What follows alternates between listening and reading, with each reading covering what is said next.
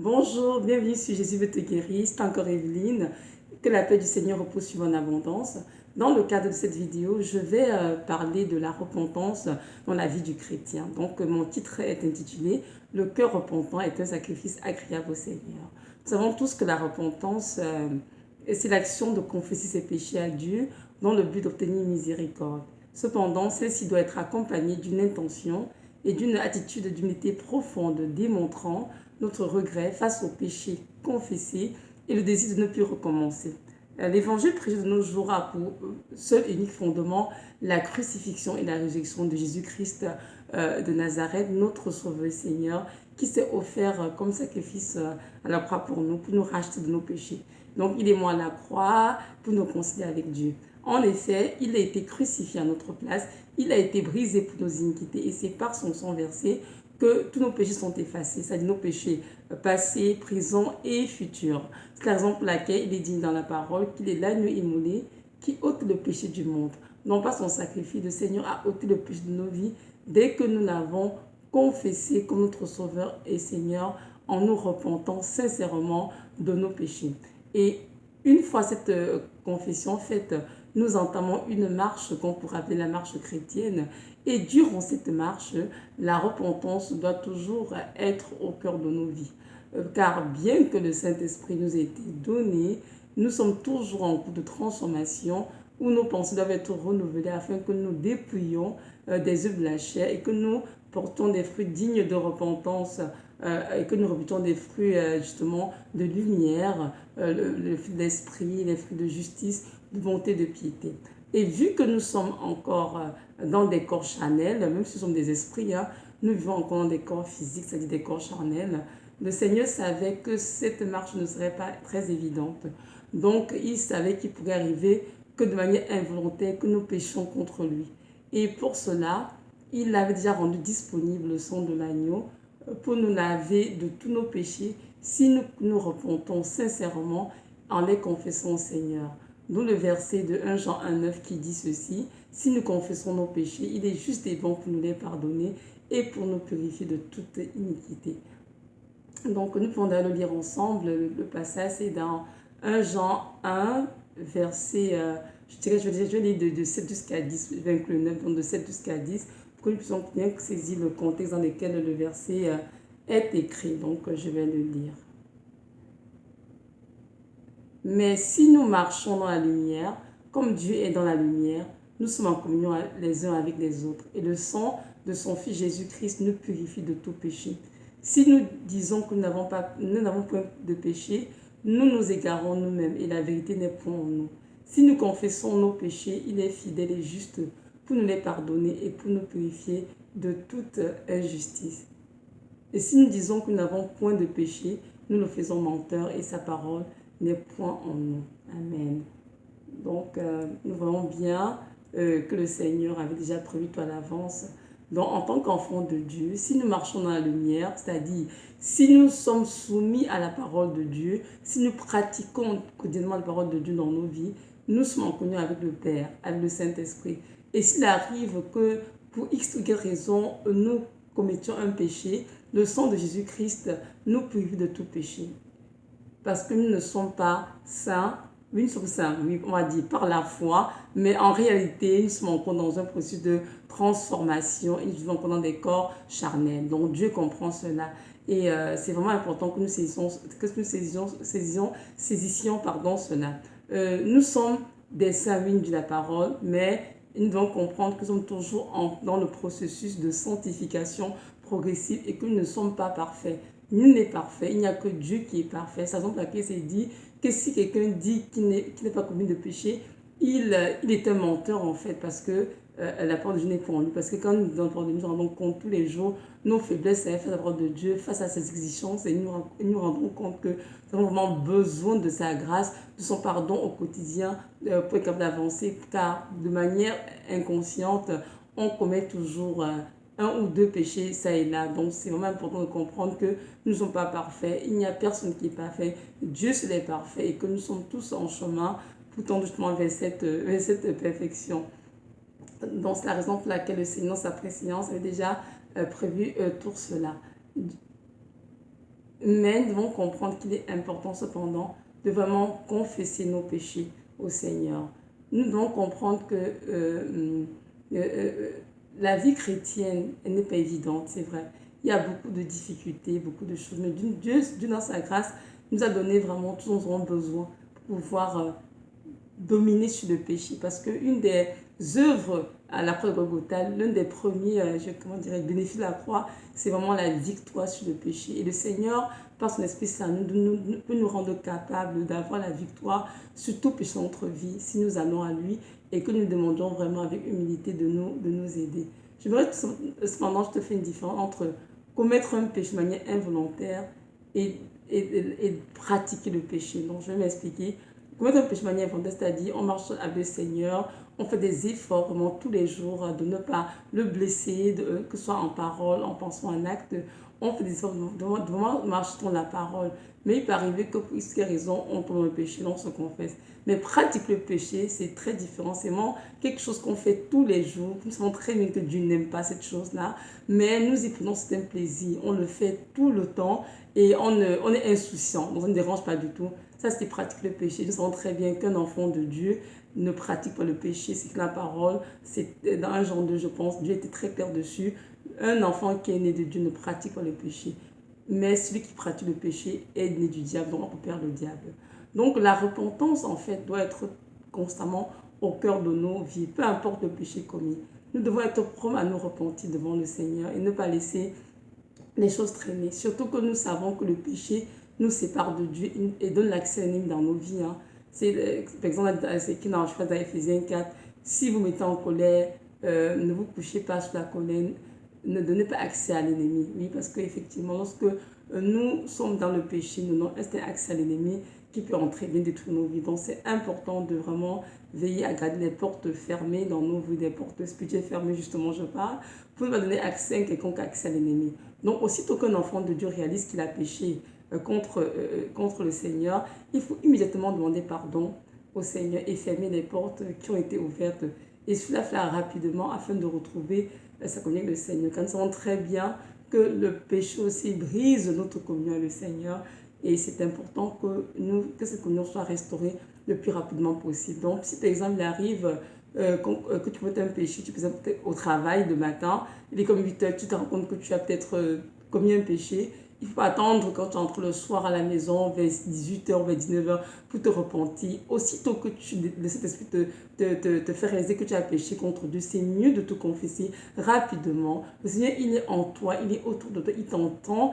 Et donc, peu importe où tu te trouves, tu te confesses, Dieu entend ton cri. Et c'est vraiment l'attitude de ton cœur qui compte devant le Seigneur. Donc, c'est important de comprendre que nous ne devons pas laisser les péchés non confessés traîner, car c'est très, très dangereux dans le monde spirituel. Les péchés non confessés ouvrent de grandes portes à l'ennemi et malheureusement aussi nous séparent et nous cachent la face de Dieu.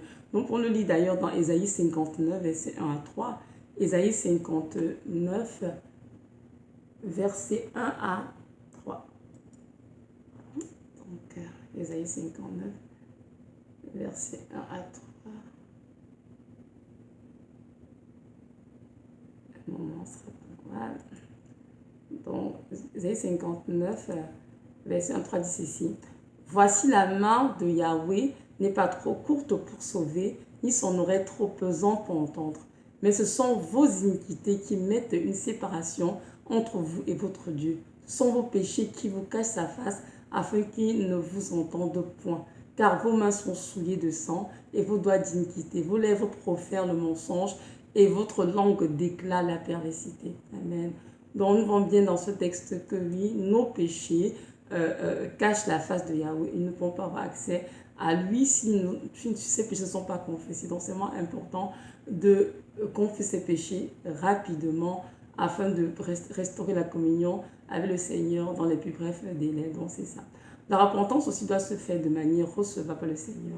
Parce que tout n'est pas d'aller dans sa présence se repentir. Donc ce n'est pas juste mutuer quelques paroles rapidement. Seigneur, voilà, j'ai fait ci, j'ai fait ça. Ok, mais Seigneur, pardonne-moi et s'en aller. Non, il doit y avoir une intention et une profonde attitude d'humilité vis-à-vis du Seigneur. Reconnaissant notre faiblesse, notre péché et avouer vraiment notre transgression dans le but d'obtenir miséricorde, mais aussi de vraiment démontrer que nous sommes vraiment attristés par notre comportement, parce que nous avons fait et que nous voulons vraiment en être délivrés. Donc c'est vraiment important de considérer cela. C'est la raison pour laquelle il écrit dans, je crois que c'est dans Proverbe 28, verset 13, celui qui cache ses transgressions ne prospère pas, mais celui qui les confesse et les délaisse obtient miséricorde. Donc ça veut dire que lorsque nous partons en du Seigneur, nous pouvons juste confesser ce qu'on a fait.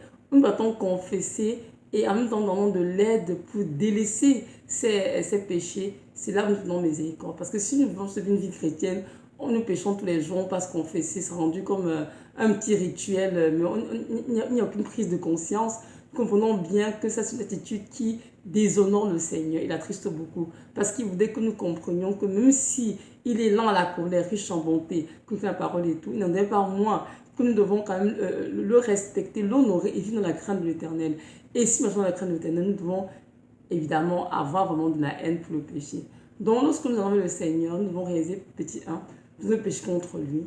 Petit 2, nous devons confesser la chose faite de manière claire. Ça, c'est très important. Parce que très souvent, avant de Dieu, on dit souvent, Seigneur, pardonne-moi tous mes péchés, ou bien tous mes péchés. Non, il faut nommer ce qu'on a fait. Si on a menti, on dit, Seigneur, je te demande pardon parce que j'ai menti. Oui, Seigneur, je te demande pardon parce que j'ai volé, parce que j'ai fait ceci.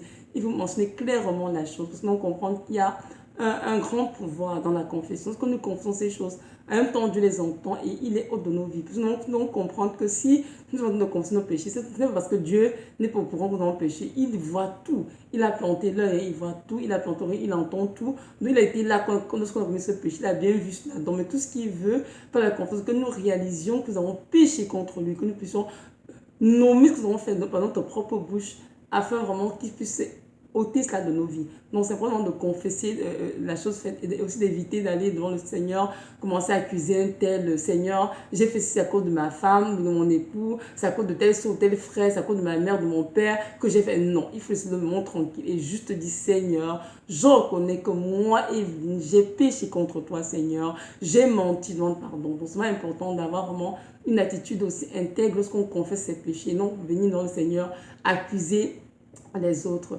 Donc ensuite, après avoir confessé nos péchés, nous allons évidemment demander pardon au Seigneur, ce que nous avons fait. Mais avant cela, nous devons nous assurer notre cœur, nous allons pardonner à tous ceux qui nous ont blessés. Parce que nous avons très bien sur les paroles que si nous ne pardonnons pas aux autres, il ne pardonnera pas. Donc un chrétien qui a se confessé, mais qui n'a pas pardonné aux gens qui l'ont aussi blessé, il est sûr et certain que le Seigneur ne te pardonnera pas. Donc c'est important vraiment de nous assurer notre cœur, que nous allons pardonner à tous ceux qui nous ont blessés, de quelque manière que ce soit, et afin que notre pardon aussi nous soit accordé par le Père. Et lorsqu'on vient demander pardon, nous demandons aussi qu'il nous purifie et qu'il nous aide vraiment à ne plus recommencer. Parce que ce n'est que par sa grâce que nous pouvons vraiment vaincre le péché, c'est par nos propres forces. Et c'est important de demander cette grâce au Seigneur afin de ne plus recommencer.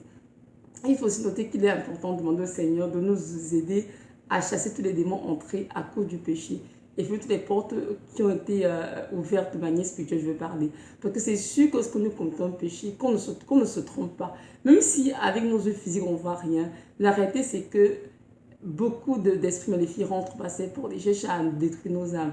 Donc c'est important vraiment de confesser le péché et demander l'aide au Seigneur pour pouvoir chasser tous les esprits maléfiques entrés par là et de fermer toutes les portes spirituelles qui ont été ouvertes.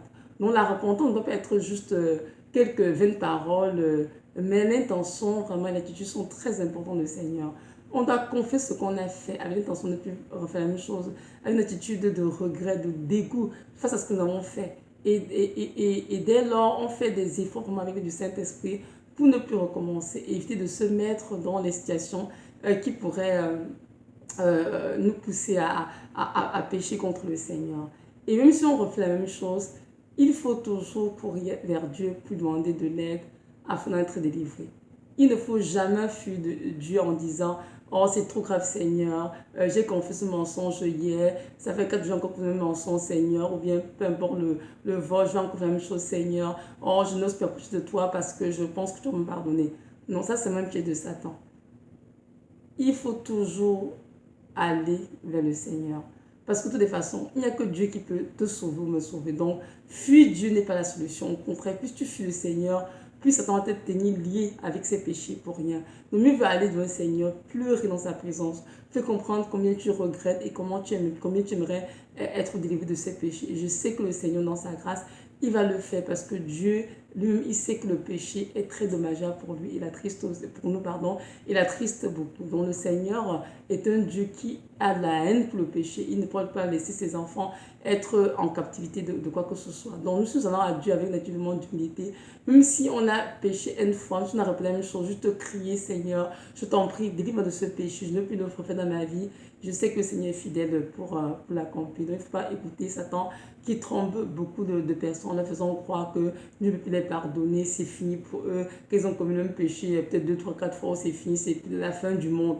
Non, ce n'est pas vrai. Notre Dieu est miséricordieux et a compassion de ses enfants. Donc si tu marches dans la lumière et que tu fais des efforts pour ne pas pécher contre le Seigneur, cela compte beaucoup pour lui parce que je sais qu'il regarde vraiment au cœur. Mais cependant, si tu es vautré dans le péché, tu es insouciant, tu prends un plaisir, tu vis dans la légèreté, non, ça par contre là baisse beaucoup le cœur de Dieu et en effet, tu peux ne pas payer miséricorde pour tes péchés parce que tu juges le Seigneur. Il faut que tu comprennes bien que Dieu est le péché et nous en tant qu'enfants de Dieu, nous devons avoir aussi de la haine pour le péché.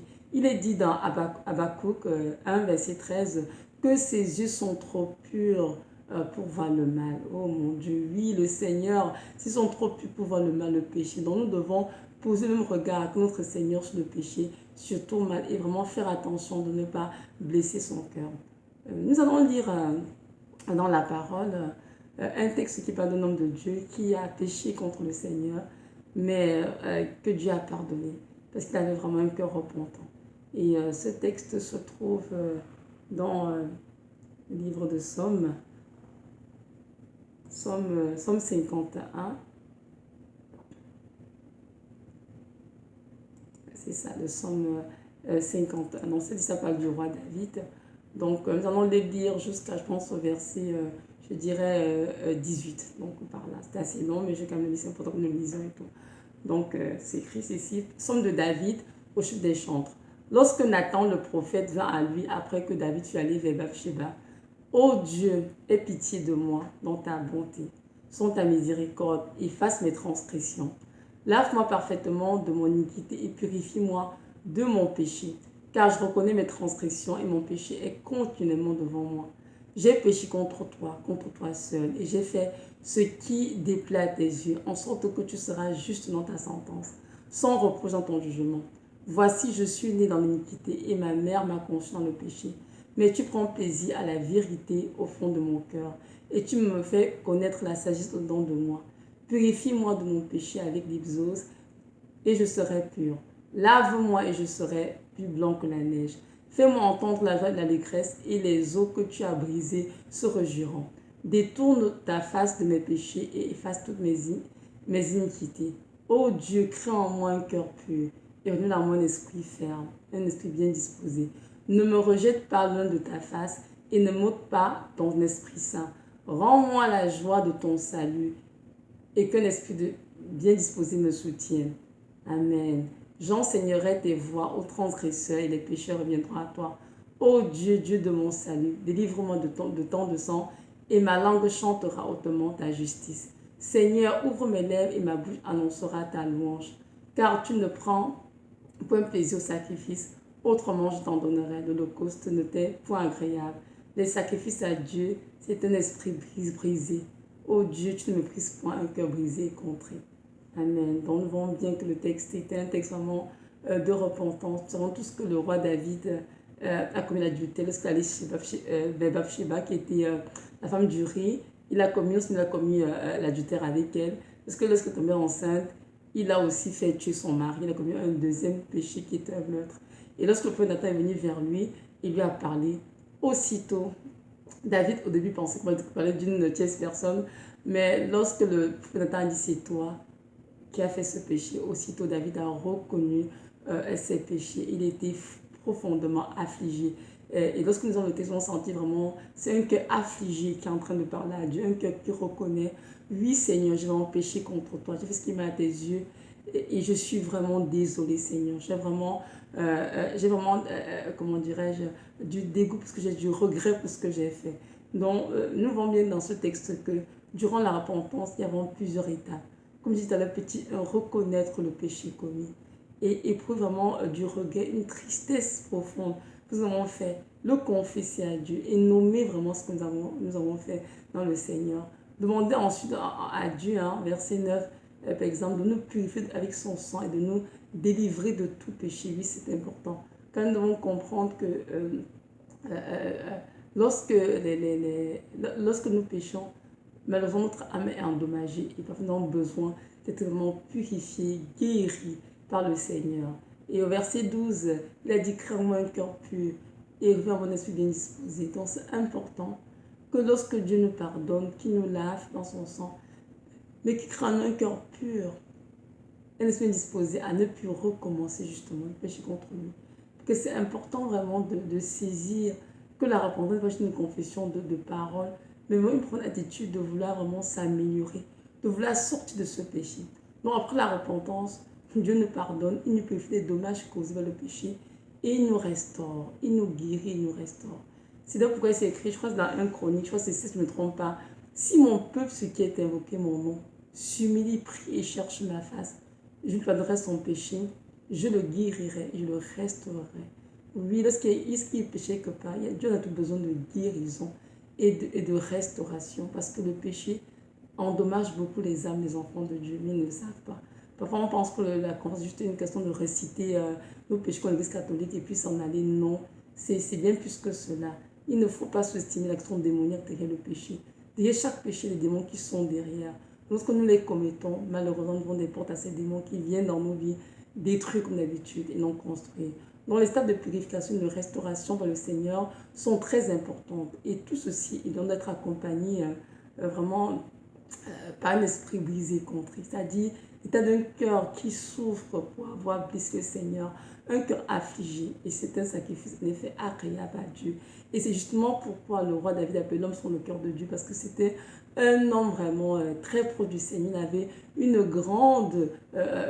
profonde, je dirais, intimité le Seigneur. Et à chaque fois que le Seigneur lui faisait un reproche, bien qu'il fait de mal, on demande à David se repentir, vraiment beaucoup d'humilité. Et il ne recommençait plus. Il démontrait vraiment un cœur repentant. Et c'est effectivement ce cœur repentant que Dieu appréciait beaucoup chez David. Je suis convaincue parce que c'était un homme vraiment très intègre. Et même s'il tombait comme être humain, il avait cette capacité de se relever, de s'humilier et de demander miséricorde à Dieu et de ne plus recommencer. Donc c'est vraiment très important, nous en tant qu'enfants de Dieu, d'avoir vraiment des cœurs repentants. La repentance doit être un style de vie. Nous devons prier pour avoir des cœurs repentants. Oui, nous devons prier parce que parfois, ce n'est pas souvent acquis. Et non pour recevoir de la haine pour le péché. Surtout dans ce siècle présent où la tideur est très manifeste chez plusieurs enfants de Dieu. L'Église est dans un sommeil profond. Il y a trop de compromis, trop de faux enseignements sont donnés. Donc le mal est appelé bien, le bien est appelé mal. Donc en fin de compte, beaucoup de sont même perdus. Il faut vraiment faire très attention de ne pas être endormi et finir sa vie en enfer. Donc Dieu a dit dans sa parole, soyez saints comme je suis saint. Amen. Donc le Seigneur nous demande vraiment de marcher dans la crainte de son nom en tout temps. Et de vraiment tenir les portes spirituelles fermées, de tenir le péché loin de nous. C'est important avant de Dieu de veiller à ne pas prier contre le Seigneur, de prier tous les jours pour que Dieu nous garde loin du péché. Oui, c'est très important. Donc voilà, c'était ça mon message. Et vraiment, ma prière, c'est que nous nous réveillons, tout ce que nous comprenions, que nous nous repentis tous les jours. Sans dire à mes enfants, de vous repentir en vous coucher, quand vous vous réveillez, oui, on se repentit en tout temps, à midi, au travail, dans le métro, dans l'autobus, dans la voiture, peu importe. Il faut tout le temps, moi je pense qu'il faut se repentir, tout le temps pour le Seigneur. Aussitôt qu'on se réalise quelque chose de pas bien, nous on se repentit. Ne pas jouer au jeu comme, oh mais je n'ai rien fait, Seigneur, ma vie est trop cool. Non, si on fait cela, on fait de Dieu un menteur. Dieu n'est pas un menteur. Donc, nous devons prier pour être assez sensible au Saint-Esprit, être capable de reconnaître et de confesser nos péchés rapidement, avec une attitude de regret et de vraiment désirer ne plus recommencer les mêmes péchés. Donc, voilà. Maintenant, si tu écoutais cette vidéo et que tu n'as pas encore donné ta vie au Seigneur, j'aimerais te dire que ce Jésus, que ce Seigneur, il s'appelle Jésus de Nazareth et qui t'aime et que c'est ton Créateur. Aujourd'hui, il veut être ton Seigneur et ton Sauveur. Alors invoque-le et il se révélera à toi. Je veux que tu saches qu'il est mort à la croix pour toi. Alors je t'en prie, repens de tes péchés. Ne tarde pas, accepte-le dans ton cœur dès aujourd'hui comme ton Sauveur, ton Seigneur, et tu auras ainsi la vie éternelle qu'il a promis à tous ceux qui croient en lui. N'oublie pas que personne ne peut te sauver, ni ton père, ni ta mère, ni tes amis, ni le pasteur, ni un prêtre et tout.